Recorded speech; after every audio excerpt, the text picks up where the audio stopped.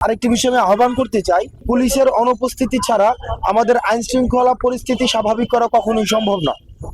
আমাদের একটি কথা সবাইকে মাথায় রাখতে হবে, পুলিশ মানে কিন্তু বেনজির কিংবা হচ্ছে আমাদের ডিবি হারুন নয়। শুধুমাত্র বেনজির বা ডিবি হারুন কিন্তু পুলিশকে রিপ্রেজেন্ট করে না। পুলিশ আরো অনেক বড় সংগঠন, 2.5 লক্ষ পরিবারের মধ্যে হচ্ছে সবাইকে নিয়ে পুলিশ।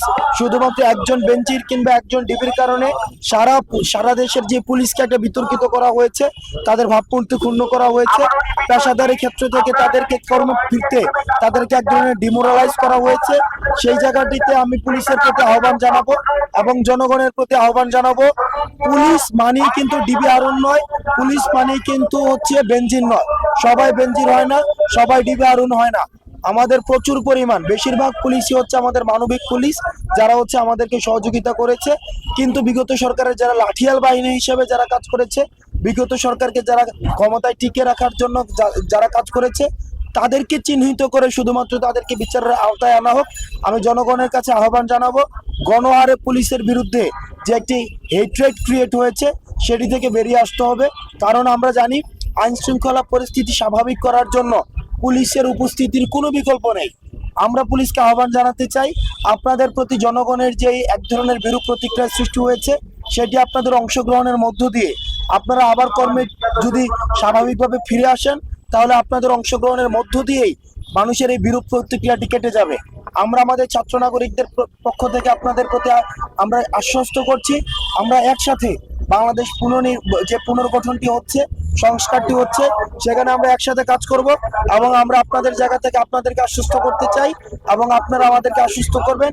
আপনারা পরবর্তীতে কোনো সরকারের লাঠিয়াল বাহিনী হিসেবে কাজ করবেন না, আপনারা জনগণের জন্য কাজ করবেন, আপনারা জনগণের বন্ধু হয়ে কাজ করবেন।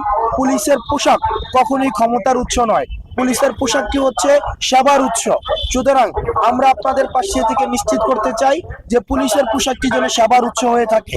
সুতরাং আপনারা আবার কর্মে ফিরে আসুন স্বাভাবিকভাবে এবং আমরা সমন্বিতভাবে বাংলাদেশকে যে সংস্কার করার জন্য আমরা যে চেষ্টা করছি, পুনর্গঠনের জন্য যে চেষ্টা করছি, সেটিকে আমরা একসাথে পুলিশের মধ্য দিয়ে, পুলিশের উপস্থিতির মধ্য দিয়ে আমরা সেই কাজটি করব। পুলিশ ডিমোরালাইজ হওয়ার প্রয়োজন নেই, কারণ আমরা এটা জানি, আমরা এটা বিশ্বাস করি, সব পুলিশ হারুন নয়, সব পুলিশ হচ্ছে বেনজির নয়। পুলিশের মধ্যে সৎ মানুষ রয়েছে, পুলিশের মধ্যে বেশিরভাগ পুলিশ হচ্ছে সৎ। তারা তাদের জায়গা থেকে অনেক বেশি চেষ্টা করেছে আমাদের আইন শৃঙ্খলা পরিস্থিতি স্বাভাবিক করার জন্য। তবে যারা চিহ্নিত, যারা হচ্ছে নিজ উদ্যোগে ছাত্র নাগরিকদের উপর আক্রমণ করেছে, তাদেরকে চিহ্নিত করে শুধুমাত্র বিচারের আওতায় আনা হোক। আমি আরেকটি জায়গায় জনগণের প্রতি আহ্বান জানাবো, ছাত্র নাগরিকদের প্রতি আহ্বান জানাবো, মামলার বিষয়, আমাদের গণহারে মামলা দেওয়া, এই বিষয়টি যেন আমাদের না হয়। অর্থাৎ আমরা থানায় গেলাম, গিয়ে গণহারে সবার নামে মামলা দিয়ে চলে আসলাম, এটি যেন না হয়।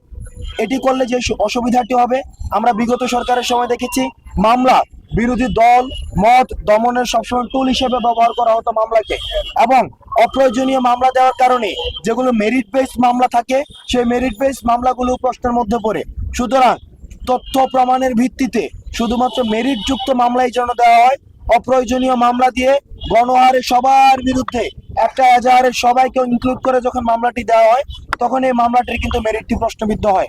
আমরা চাই না কোনো ডিমেরিট যুক্ত মামলা হয়ে অপরাধীকে যেন ছাড়া পাওয়ার কোনো সুযোগ না দেওয়া হয়, বরং যারা প্রকৃত অপরাধী তাদেরকেই যেন শুধুমাত্র মামলা দেওয়া হয়, যেন কোনো বিনা অপরাধী মামলার অন্তর্ভুক্ত না হয় এবং আমাদের এই যে মামলা প্রক্রিয়াকে কোনো ধরনের প্রশ্নবিদ্ধ না করতে পারে।